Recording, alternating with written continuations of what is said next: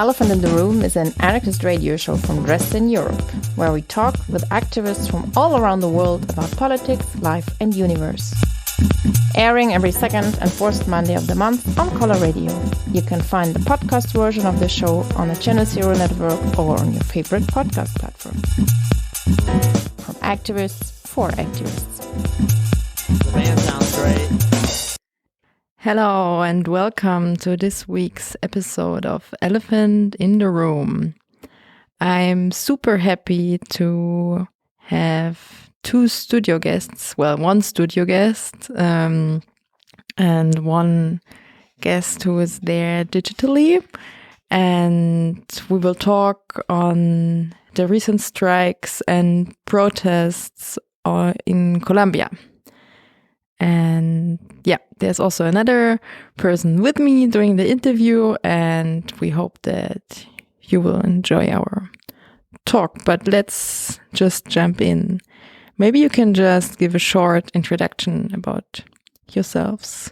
Maybe we start here in the studio because it's a little bit easier. Yeah, so thank you very much for having us.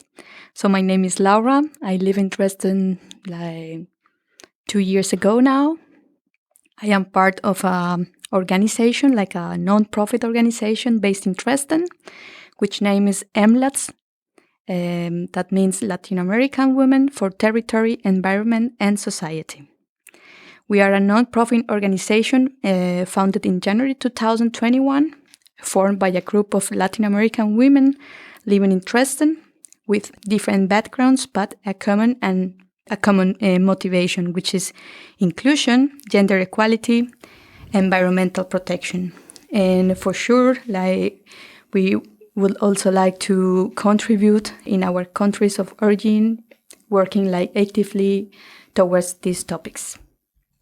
Thanks a lot. We also have another guest who woke up really early today and who is with us in the studio, but present in Colombia. Can you please give a short introduction about yourself?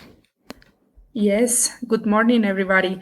My name is Vanessa. I'm an ecologist. Currently, I'm living in Colombia since 3 years ago, but I also live in Dresden 5 years because I studied there my master course in tropical forestry. I'm part of a returnee project that is led by the GIZ. So they support people like me from Latin America and other people from Africa to come back to the country and try to put all the knowledge that we gather in Germany and work in social and development goals in our countries. So right now I'm part of a local NGO called Proterra, and I am the chief executive now of the organization, and we are working a lot of social and environment projects here in Colombia. Cool, thanks a lot. Yeah, super cool that you took the time to be here with us. And first of all, I would like you to give a perception of what happened in Colombia since the 28th of April when the strike against the tax reform started, and how it evolved, and what actually led to the situation that people are in at the moment. All right, so this massive national strike didn't come out all of suddenly. So actually, in November 2019, thousands of people took to the streets in most of capital cities in Colombia, but also in villages, due to a huge discontent over inequality, education or lack of education, corruption, the non-compliance of the peace deal signed in 2016, and other economical issues, and a huge justice and social inequality. Those series of strikes had to stop in 2019 due to the COVID pandemic and all those measures implemented by the government to try to slow down the pandemic. But the discontent of the people, overall, of the most disadvantaged groups, only increased until now. So it is super important to mention that in 2019, there was also a massive strike, which lasted over a month. And back at that time, there was 4 dead people, multiple fights against civilians and police. There was like more than 400 injured people, like people who have lost their eyes. But back then, everything had to be stopped, like all of a sudden, because of the pandemic. And now, like 2.5 years later, like the people is still angry, and there are, of course, like the same demands as back then. But now, like the pandemic had made everything worse. So now this year, the government wanted to implement what you already said, this tax reform, because they want to offer or to provide to the most vulnerable people with a basic income, or they want to develop this program so they can live, or they have like a basic or like a guaranteed wage in order to survive or in order to pay their expenses and so on. But then this tax reform included that the people like the lower middle and the upper middle class will be charged with higher taxes, but then the richest ones and also like the big companies remain almost untouched. They didn't have like any extra taxes, or maybe the rent was not touched, or maybe the capital, and this was also not touched. And then the people got super angry because it's been like I could say like the more than 50 or 60 years that we have had like this right-wing government, which is also giving privileges to the people who is on their sides. So despite the danger of getting infected of COVID now, like the people turned out massively to the streets in April 28th. That was the first day, or the day that everything started again. And for example, on their posters, they claim like if people protest in the middle of a pandemic, it is because the government is more dangerous than the virus. But then I just also have to mention that the tax reform was just the catalyst. So this is not the only problem that Colombia is handling right now. So the current government of Iván Duque has 72% of disapproval. So the people doesn't like him at all. Colombia is in the top rankings of corruption in the world. Military forces and the police hold an important share of the national budget. So this is another thing that the people is demanding, like how it is possible that the tax reform it's going to be or what's going to be implemented. But the police had new vehicles, new cars, new equipment, new uniforms, and also new helicopters and new planes were going to be bought. So this had no sense at all. And the people is just noting more and more like these disequalities or inequalities between like the organizations by the side of the government and the other organizations of population which are not like being profit or get like benefits from the government directly.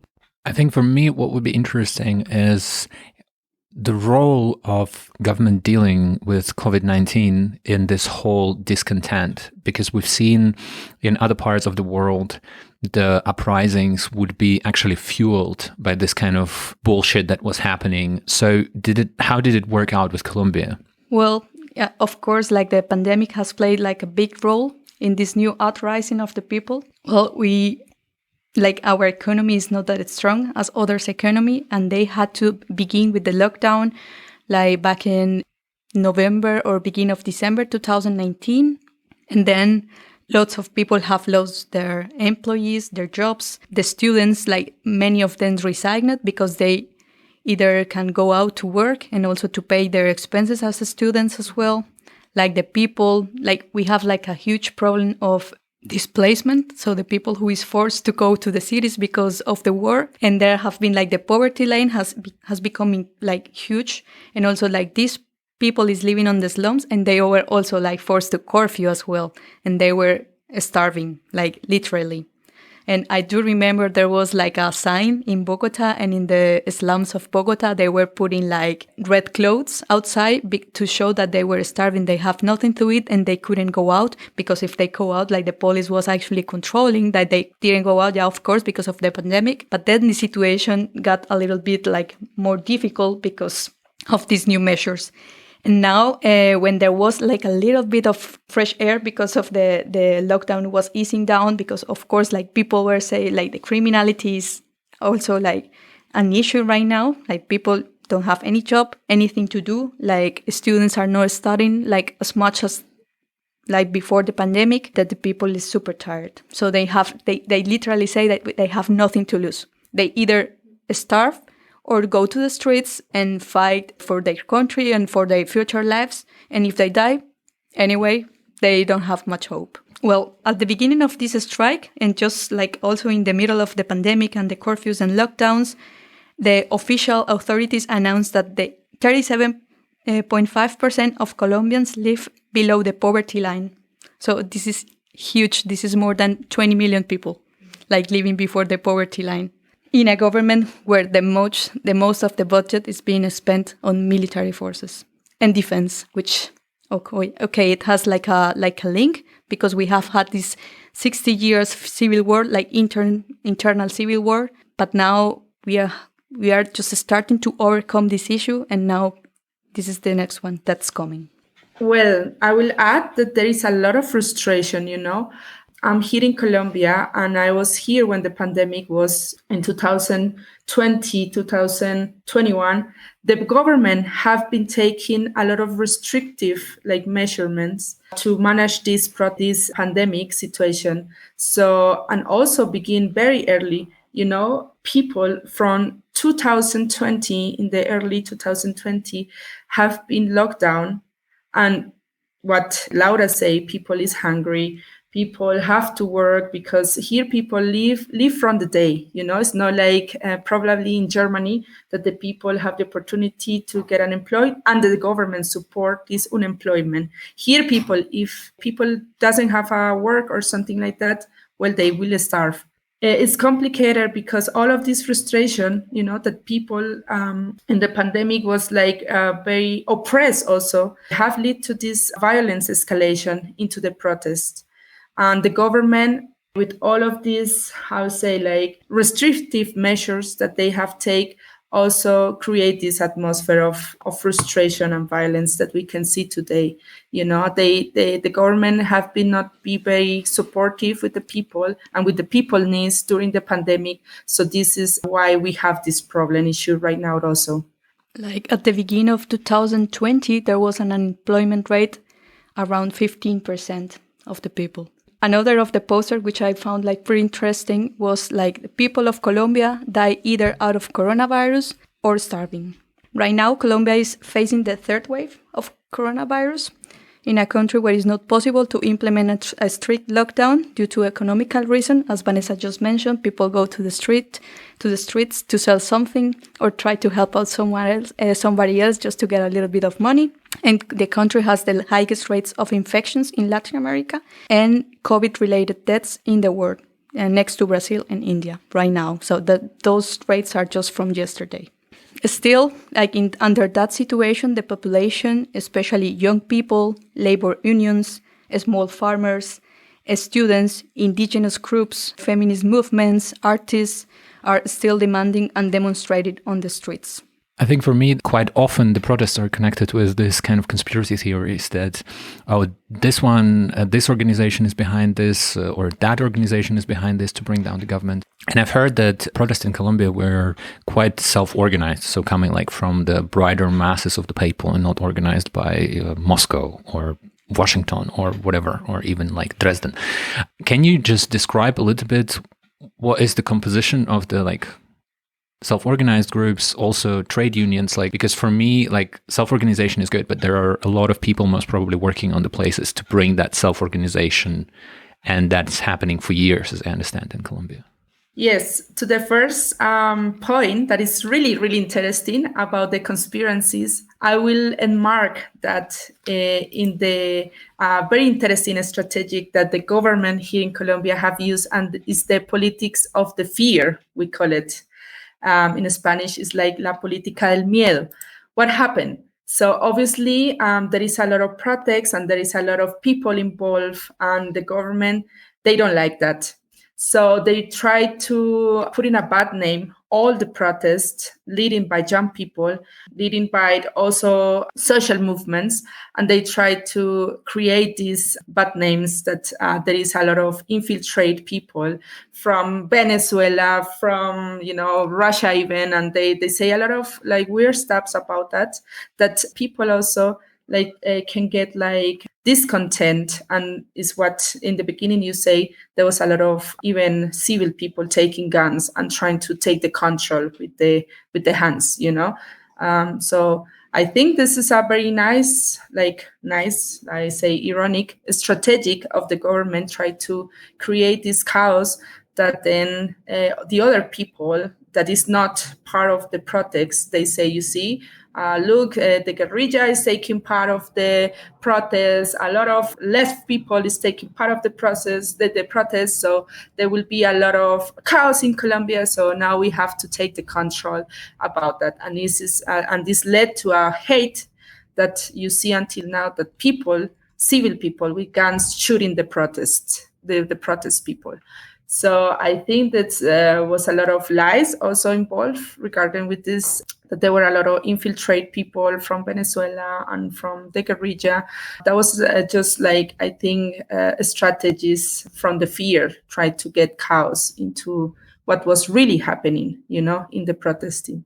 That we can see different ways to protest. We have a lot of artist movements. We have a lot of environmentalist movements that they developed really interesting strategies and innovative strategies to protest. But this obviously is not what the news shows, because also there is a lot of influence of the news here, showing wrong perspectives regarding protesting. So they only focus in violence, focus on what was happening regarding all they destroyed government properties and whatever, but they never show really the needs of the people and these interesting or innovative ways to protest. So I think there is a lot of black things behind, obviously, and influenced by the government. The most independent media are really pointing out that this is very legitimate. Like the people, as you with your question said, this was like self-organized with people, with student movements. The thing is, everything started with the young people, which say one day, okay, let's go to the streets. We are done and fed up of this situation. And then like the biggest organization, or let's say syndicates or working or labor organization, were joining. And now this is like a huge and multi-dimensional protest, because at the beginning were the young people who say, no, we don't want to adopt this tax reform. But then the farmers and small farmers say, okay, we are also like super tired or fighting against like this disconnection between the rural areas and the cities. And also like the professors and teachers also went to the streets and say, yeah, we also want to support our students here. And then because of social media, this got like stronger and bigger. Thanks so much for your insight. And we've been like going a little bit into what's happening now, but I would like to just take that aside and maybe jump into the history a slightly bit more. And I was wondering how this whole like kind of peace treaty in 2016 with the FARC, the Revolutionary Armed Forces of Colombia, and the government kind of led to the situation, because as I understood it, there were like a huge number of killings of human rights defenders in the last years. I read this number that it was like 232 people last year, 232 activists being killed. Mm-hmm. And maybe you can give a perspective of how this kind of vacuum left by the FARC moving away, but like also other militant groups stepping into the situation right now. Okay. At the beginning, I want to give a little bit of context. Colombia is a big country, so I would say like it's 2 times Germany, something like this. But most of the people or the urban population is concentrated in some cities, mostly from the middle upwards to the north, to the Caribbean coast, and then downwards, like in direction Amazon forest and Peru and Brazil, and those borders there's almost no one living there. And then with this FARC guerrilla, this is not the only guerrilla we had like back at that moment, we had like at least 2 big armies or like revolutionary armies, but began like in 1964, like a long time ago, I don't even remember. And then after some decades, this got stronger because of terrorism and also because of narco traffic and drugs. Yeah, and most of these wars were held in the urban territories, where the indigenous people lives, where the farmers also live, like these people who is felt like really abandoned from the government, because like the government is really centralized in urban areas. This is like a thing that plays like important role like nowadays, but also back in those days. So after many efforts of different governments, but also efforts, but you never see like the full picture. You just see what the media wants to show you. And that's why it's important to make like a statement about it. But okay, let's in 2016, this government made this, not only the government, but also like the FARC, give the weapons away. And they signed this peace deal. Of course, this FARC or this army, not all the army went, like not all the army got dissolved, just like a part where the most visible leaders were. But there are also people that never agree also to sign this peace deal. And there is say, like by the media, that there are many groups that still wants to follow this ideal or wants to fight towards this ideal. And FARC is not completely gone. Well, and then went back to 2016 when the government signed this peace deal. And then this government came to the end, and then this new one started with this Ivan Duque president now. And because they were not really satisfied, or they weren't really prone to sign, or they weren't in favor of signing this peace deal, they are just like going with a weak implementation. So there has been a lot of things that 2 or 3 years later, 4 years now, or almost 5 years, has not been accomplished. And that means, for example, that the people in the urban areas are still like trying to find a way to live, but their territories are not given back. Because of the war, they have to go like to the slums of the country, of the cities, for example, and they tried to come back, and the government said, okay, we will try to find a way so you can live here, you can recover your territories, you can be a farmer again, you will have education. We will try to set it down so they can continue living their territories. But until now, this has not been like completely accomplished and deployed. And like some people, some social leaders, that's how we call it, social leaders, they are like being raising their voices and saying, okay, we are here, we want to do this, like we have to go forward. But then like they are either killed like by the Colombian military forces, like the illegal ones, which I have absolutely no evidence, but they claim that they are either killed or getting killed by these military forces, or by these dissidents. They call it like these groups which didn't stick to the deal peace, they call it like dissidents of FARC. And that's why they are also demanding like more protection from the state, so they can say we can still like give pledge for our people and raise their voices for our people, but they are not being protected. And that's why like this number that you mentioned in your question, very serious. Talking about the death of the activists, I've heard that apart from like NGO organizers or the local community organizers, also FARC members who laid down their weapons were killed. For me, like this is a little bit crazy that you get like this incredible amount of violence connected with the social movements, connected with the political parties, connected with the political establishment. At the end of the day, FARC is trying to become like a political party within the government. Who is doing all this murdering? Like, I mean, you get 200 people killed. Like, what are the parties that are there? You already mentioned the dissident groups of the FARC who didn't agree with the great leaders of the party and continued their struggle. But apart from that, like I've heard about this paramilitary groups and so on. I also heard that police is doing like executions outside of the court, like they would kill the activists. Can you give a little bit of an overview on this kind of violence? Like how much violence is coming from the state, how much violence is coming from organized parties, and who is at the end of the day is profiting? Because we had like a short chat beforehand that I got like politicized. When I got politicized, I've heard about Colombia and the execution of the activists on the Coca-Cola factories who were done by the paramilitary groups in the 90s and 2000s. And this was happening by the other corporations. And Colombia is kind of like this right-wing, not heaven, not Chile with everything privatized, but still like it is supported by, as I understand, by the US and like this Western democracies. So who is playing the roles of these executors and this kind of like punishers on the streets?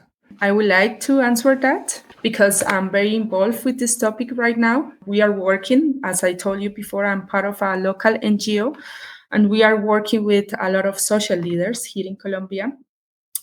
This is a really interesting but also difficult question because, as you mentioned, in Colombia, there is not only two armored groups, or like the conflict is more complicated, and the conflict show us that there is a lot of and diverse armored groups or people that is taking part of the conflict in Colombia.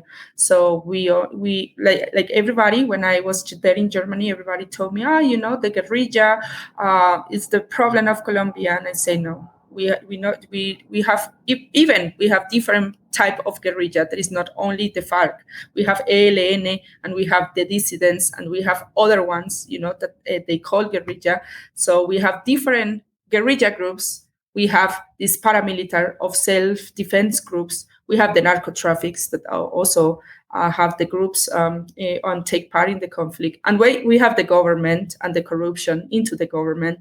And we have people that also organize in the communities to have resistance, but also they became violent, and they also take guns and they take part in this conflict. So if you see, there is a diverse armed groups in Colombia that are taking part of this conflict and make more like complicated. So who is killing the people? This is something that we don't know. So can be one of these groups. So depends of the territory. I think this is very strong link with the context and with the territories. So if you ask me in the Amazon region, who's killing the social leaders? Well, I will tell you it's very related with the coca issues, with the narco traffic, because there is a lot of like coca plantation right now, and people are fighting for the land. But this is the common thing: the land access and the land ownership. So all that is related with these social leaders and also like problems in Colombia is regarding who has the power in the land. When I say the land, I mean the territory and all of this related. So can be that depends of obviously what I say in the who is living or who armored group is in the territory. So in the south, we have that the guerrilla in the south of Colombia, that is the Amazon and other regions, are the guerrilla having the control there, and different type of guerrilla. So there is the people that is killing the social leaders regarding with this land access and land property. If you go to the north of Colombia, in the Caribbean region, there is a lot of paramilitary or the self-defense group having the territory and having the power of the territory. So obviously are there who are killing the people. If you go to the center of the country, it's different, because there it's like more is the management is by the government. So what do you think? Well, maybe the government is taking the control and doing weird and corrupt things. So I will answer that this selective killing depends of the territory in Colombia, where the armored groups have a lot of power and strong rules are ruling the place, So this make very complicated, because if you analyze that, then who you will blame? Because you don't know who armored group is. And obviously the government also don't want to put a lot of attention and research these selective killings. So we also have a lot of neglective or like abandoned of government regarding with this topic. There is a lot of corruption behind, so it's really complicated topic. And the people have fear, People is, they don't want to call any more social leaders. When I go to work there with the people, they are like, we don't want to talk about anymore about that I want to be a social leader. Let's talk more about collective actions, because if you just say that one person is a social leader, will be a target. For whom? For everybody, what I told, for the guerrilla, for the paramilitaries, for the government.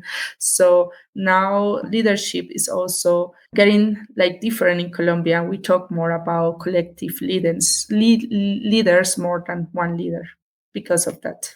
Thanks for giving this like really complicated perspective, like with so many players which follow different interests. And I was wondering before, when Laura mentioned the people waiting to go back to the land, if you have the feeling that that might also be like one solution for the austerity at the moment, that like if people could go back to their land and continue farming and produce crops, like if the matter of extreme poverty and also people starving would dissolve in a way. What do you think? Yeah, I think that that is absolutely a great approach. The thing is, like, the things have turned a little bit complex now, because you just come back to imagine that the war began like 60 years ago, and then in 1960s. Then maybe in the 80s, like the parents of the current people, or maybe the grandparents of the people who is now fighting in the streets, went to the cities. And they settled up like in the slums or in the surroundings of the big cities. And now, like these kids or this young generation, they are not willing to come back to the rural areas, because they belong now to the city, but they are extremely poor. So that this is like a big consequence picture that you can see it, and it is not pretty easy to solve. So the thing is, like, the people who's still in the lands or in the landfills, they got also displaced, but they are also like willing to recover their lands. But the government like have also struggling like solving this, maybe bureaucracy. Maybe bigger landholders are already in possession of these lands. Like, this is like super complicated now, because there are so many interests like in the same picture. And that's why I agree absolutely that would be like an amazing idea. But also like those farmers who haven't been displaced, that they are still living on their territories, they also have problems to trade with their crops. Because, for example, the fuels are super expensive, and also because the roads like are not really well maintained or not really well done, and that makes everything more expensive. Also, like pesticides and all inputs are pretty expensive, and that's why it's not very profitable now to be a farmer in Colombia. Like the foods and all the crops are being paid like super cheap. And this is like a normal point of view, but you also have this point of view of the coca plantations, as Vanessa just said. There are people that are still possess their land, but they have no better choices than to crop coca, because coca is a very profitable crop right now, because it is well paid for the people who do drugs. But they are not drug dealers at all. They just have like a territory, and this coca, it's part of their ancestors. They say, okay, I have no choice. Either I do this or I die, because I get also like threatened because of these people who wants to provide them with coca, but also because I need to pay my expenses for living. So this is also like a huge problem, like in these plantations and in this crop and land restoring situation. The tax law was also kind of mentioned in the media in connection with the profiting and kind of like a extreme reach that exists in Colombia. For me, it is also interesting to know who are this extreme rich. The 3 richest men of the country own more than the 10% of the country's GDP. So just 3 people is concentrated like the more of the wellness of the country. We have like many different kind of businesses that it's right now like they are running Colombia. We have like a banker, which is really rich. The other one is like the owner of the many different drinks companies and factories. And I just want to mention this issue because this guy, the one who possesses like at least like the monopoly of the sugar drinks, like in Latin America, it's very popular right now. Like the sugar drinks are being a little bit taxed in favor of the health of the people, because if you consume more sugar drinks or sugar food, the people it's more prone to get diabetes or to have like morbidities to other diseases. And now, like some part of the government, it's proposing, okay, let's do a tax for this kind of products, so the producers pay a little bit more, not the consumer, also a consumer, but the producer also pays a little bit more, so they can trade with these goods. But then, like, as the government is a right wing and is also like working in favor of these big economic players, they say, no, this is not a problem here. We don't need to tax this kind of companies because health is not a problem in Colombia. But it is actually a problem. We have like also high rates of diabetes and morbidities, and also because of the diet of the people.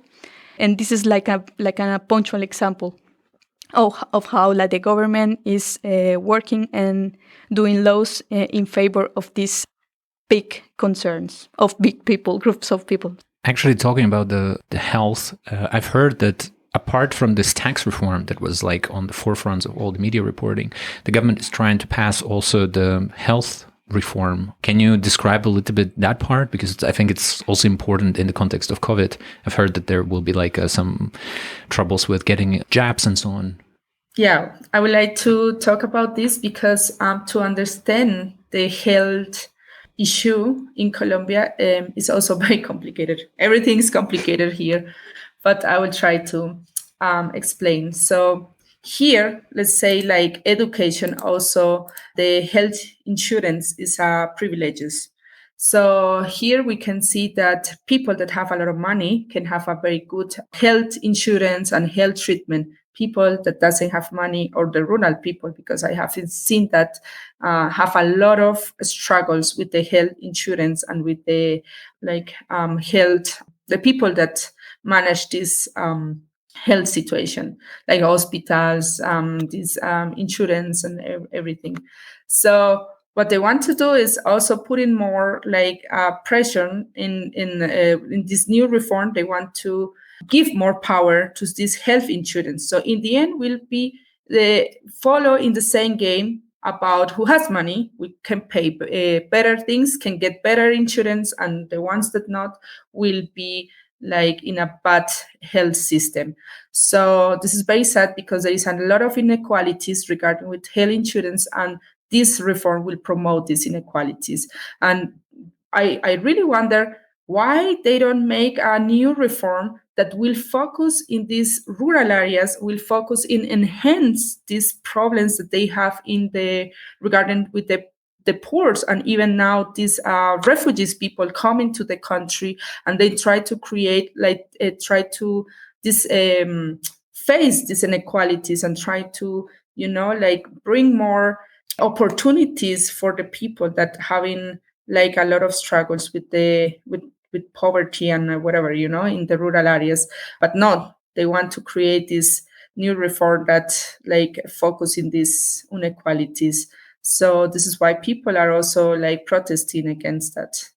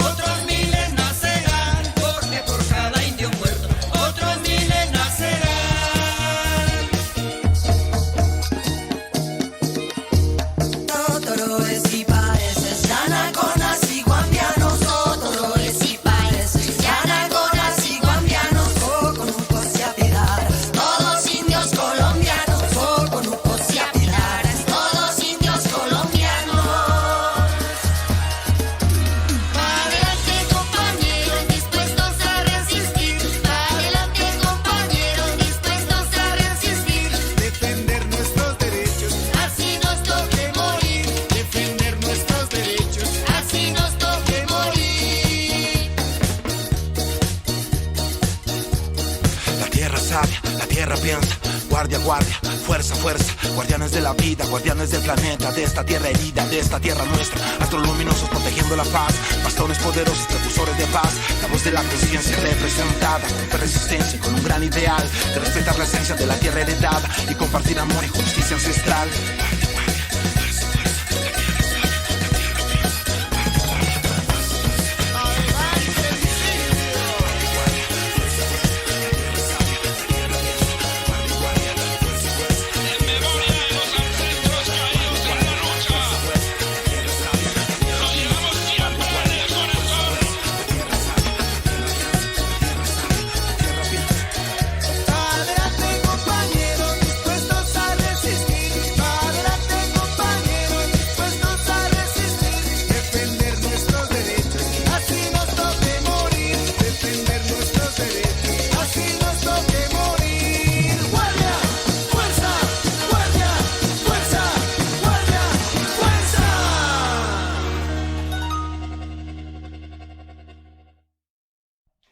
So we talked about the whole kind of history of the situation in Colombia leading up to the protests, the various interests of groups, chasing people of the territories, but also don't shying away of murder.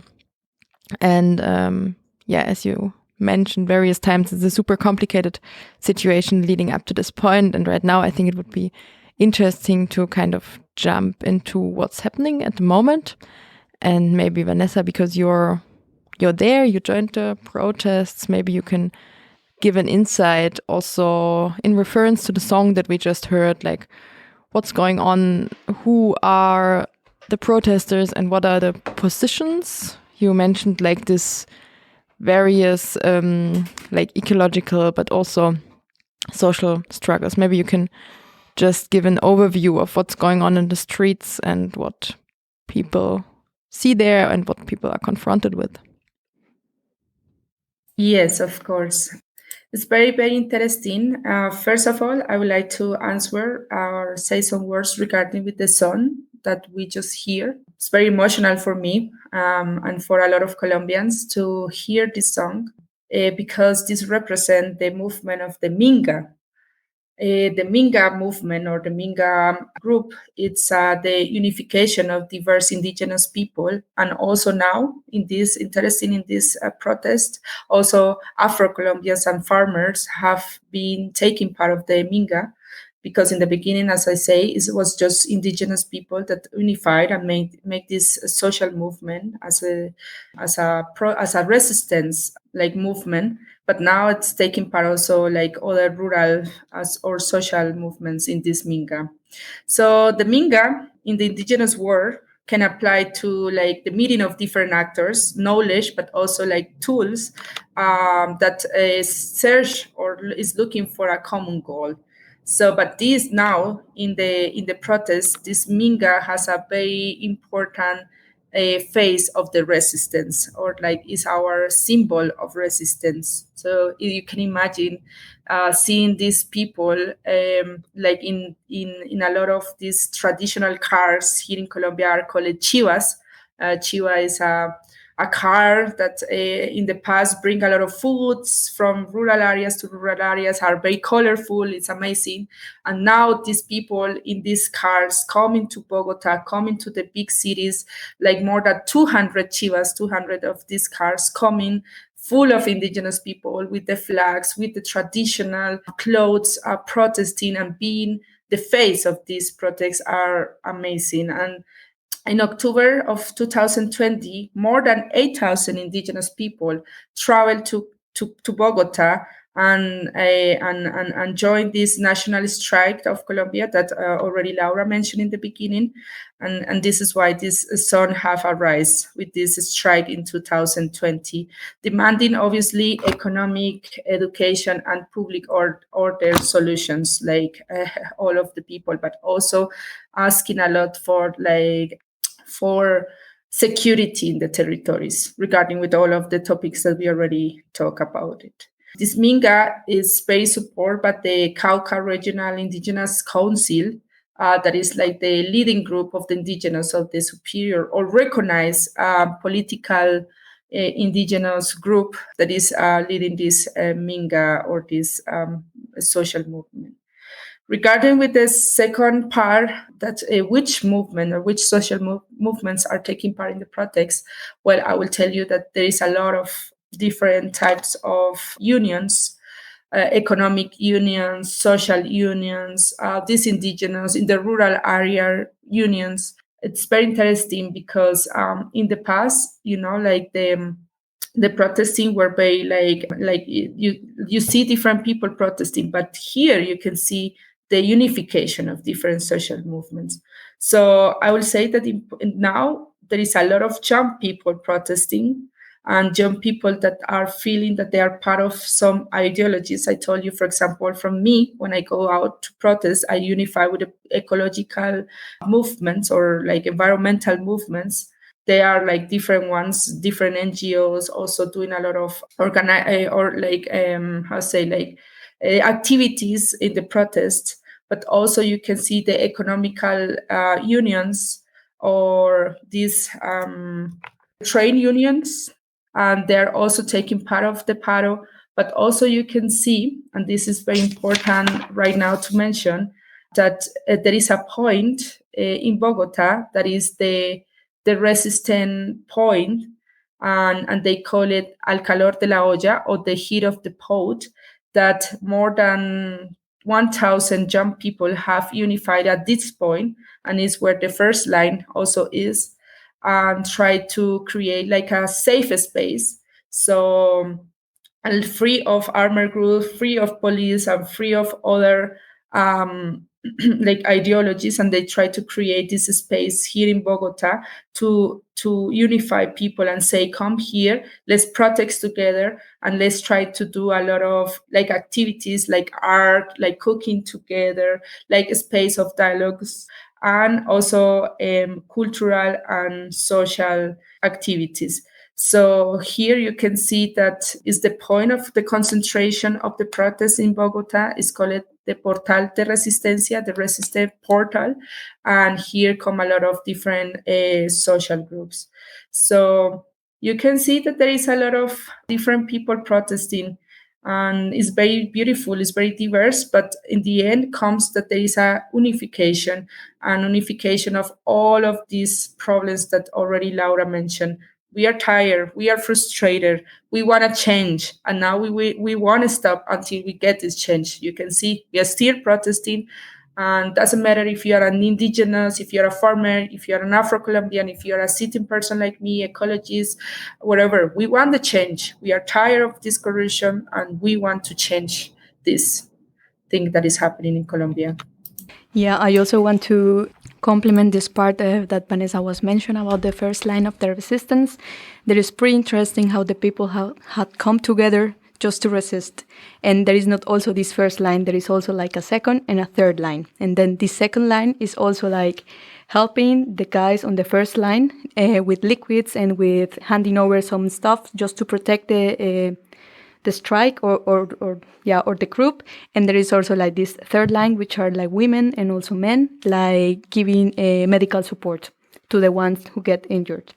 And also, as like the mothers were seeing like how their children were get injured in the middle of protest, they also form like a first line of mothers, and then they are just standing beside with like this big pot, like feeding these people. I don't know, when I see this point of view quite romantic and quite interesting, because this is somehow like the renaissance of like a united group.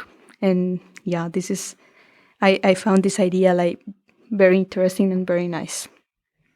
Yeah, and also like rooting the disruption, the riot, kind of also in this reproductive perspective, that you need the people not only fighting, but also like the people cooking the meals and taking care of the person who are injured. I think it's like a really kind of whole round thing. It's super cool. And it's super interesting because I heard it also in Hong Kong, and I have the feeling that those tactics are really like also swapping over from places absolutely. and the social movements.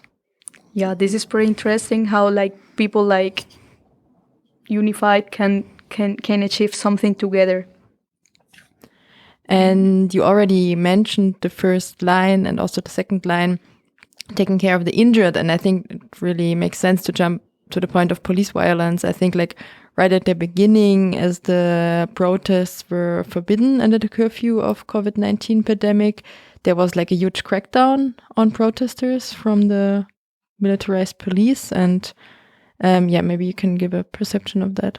Yeah, this has been one of the biggest issues of this protest, and that didn't started also in this protest. That began also in 2019. I already mentioned this, but in this case, like the people say, the government ordered, like at the beginning of the protest, like all people should go curfew and go under a strict lockdown. But the people said, no, we won't. We will keep going to the streets. We have a lot of things to say. And then, of course, like this government is very well trained in respond with violence because, of course, like 50 years of civil war, and they really do how to do that. So some cities, like especially Bogota and Cali, were militarized. So the military army went to those cities to try to contain the protests, and everything began and turned a little bit dramatic and violent. And after 45 days of strikes, these numbers are reported by independent organizations because, of course, the government doesn't have any track or maybe a little bit polarized track of these incidents regarding violent police brutality. And I just want to give like a very quick hint of these cases. There have been so far 851 cases of violence committed by police in the context of protest. There have also been like until now 61 killed people, and this number is huge. Like in Chile, like 3 years ago, almost there was also like many killed people, and this number was 19 people, and it was already horrendous. But now has been like 61, and it's not only civilians people, which is mostly killed, but also officers from the police. And like for me especially, every life counts. It doesn't matter like if they are part of this side or this other side. Like 61 people, this is a huge number of people. There has been also like at least 8 cases of eye damage. I guess this number is much higher than that I have here. This is not maybe very recent. And 27 cases of sexual abuse.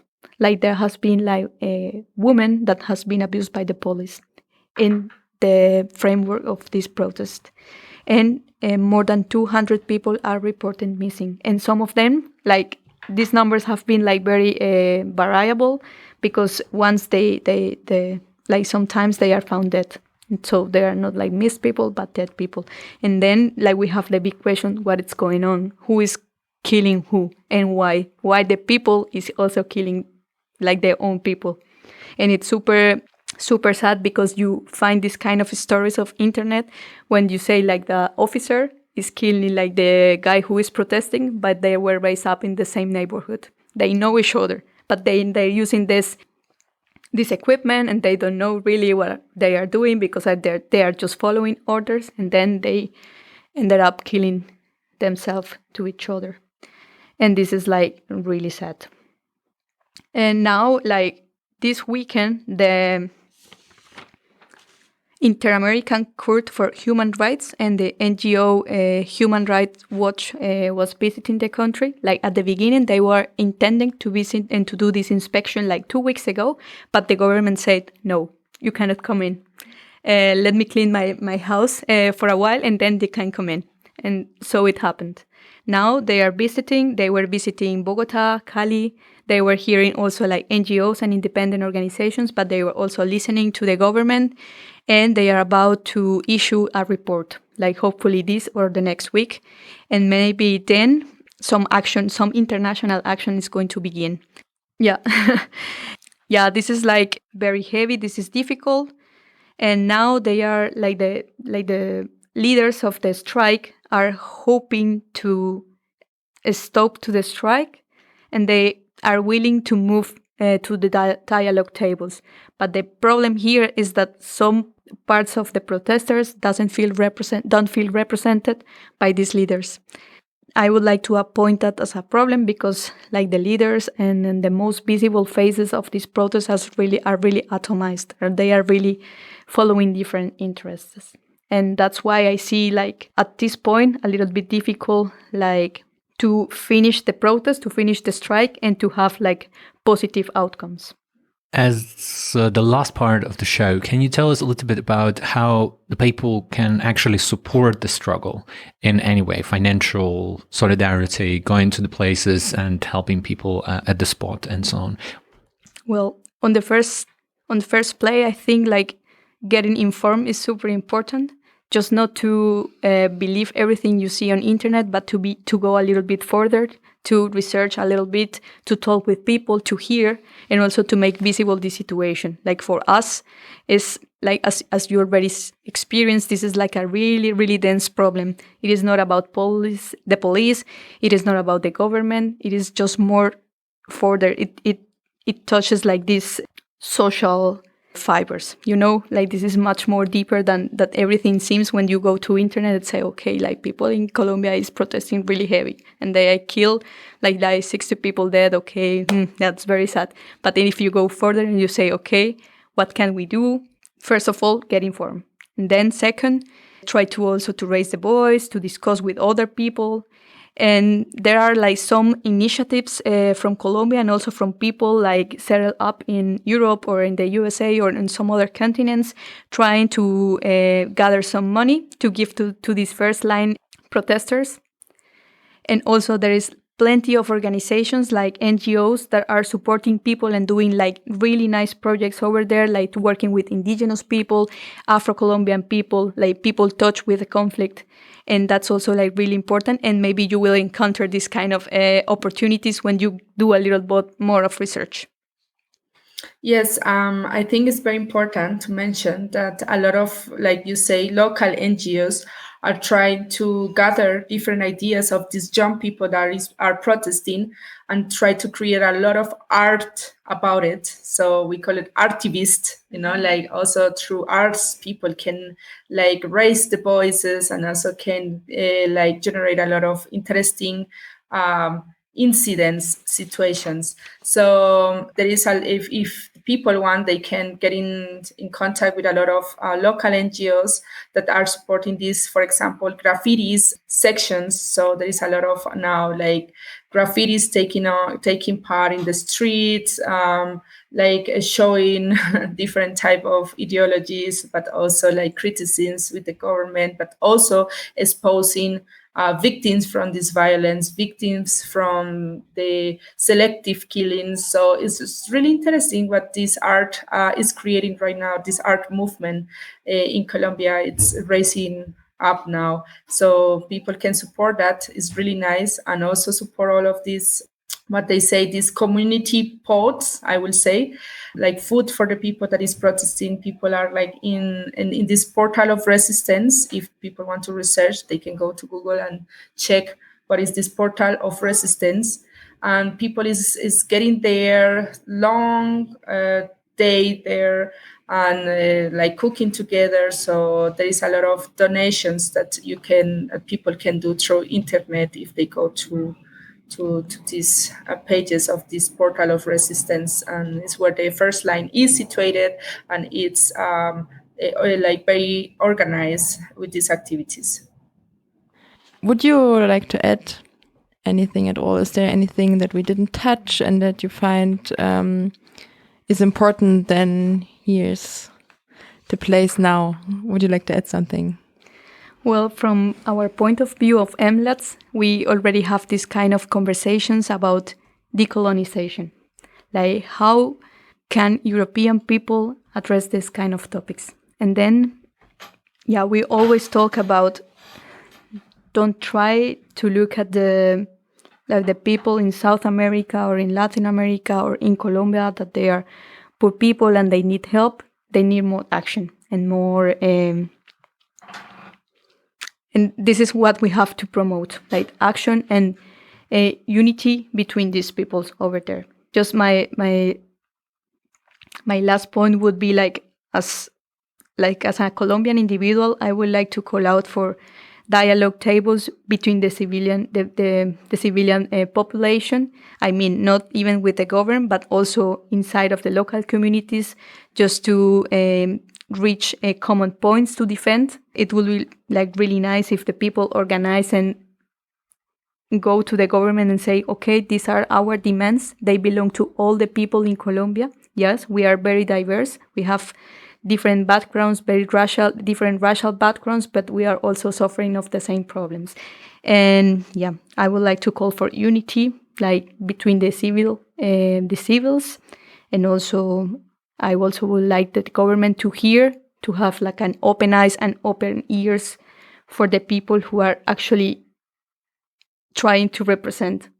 Yes, I really appreciate these spaces, and I would like that people also can hear other voices. The majority of the news that have arisen come from different powers and also are not very precise.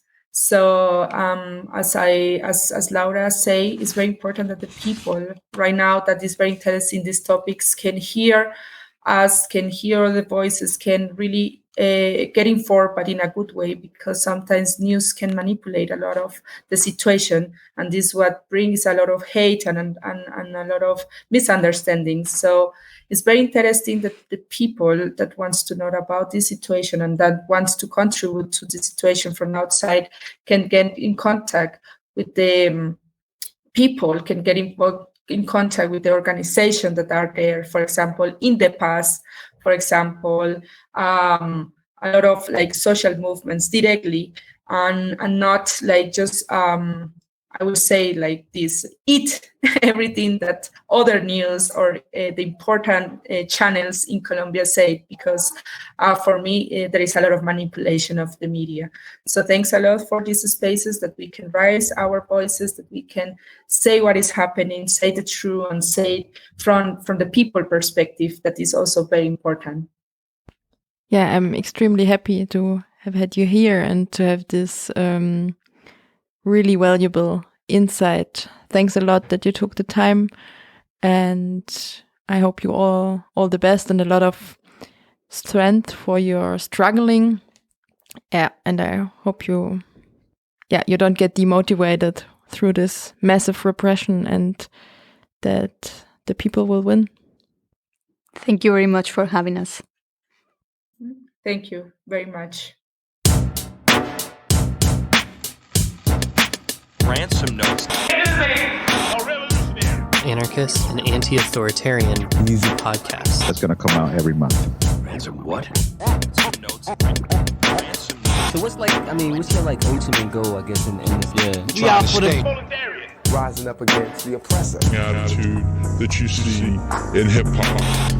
Let me give you a sample of some of the lyrics that had some of the older ladies among the stockholders white with dismay. Go to ransomnotes.libsyn.com or get them from the Channel Zero network. And that was it for today. Thanks for listening. You can find the archive of our radio shows on the website of the Anarchist Network Dresden. Elephant in the Room is a proud member of Channel Zero Network, an English-based anarchist radio podcast network run by radical media makers from around the world.